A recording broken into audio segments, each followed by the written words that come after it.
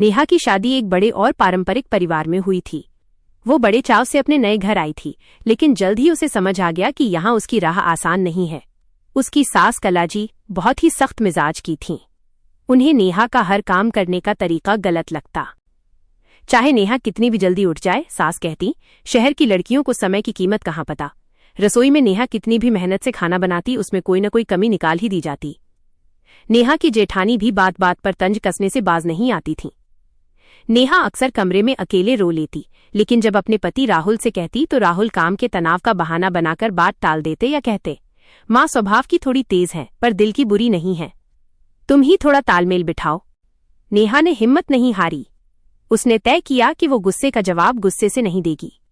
वो रोज सुबह मुस्कुराकर सास के पैर छूती, उनकी पसंद का नाश्ता बनाती और जेठानी के बच्चों को पढ़ाई में मदद करती।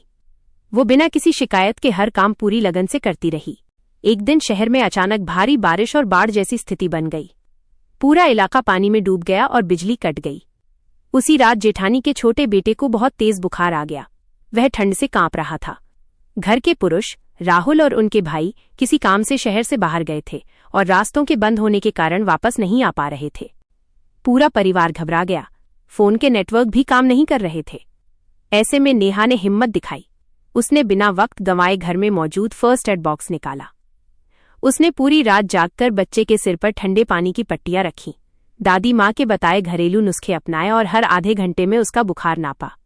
वो सुबह तक बिना पलक झपकाए बच्चे के सिरहाने बैठी रही। सुबह होते होते बच्चे का बुखार उतर गया और वो मुस्कुराते हुए उठा।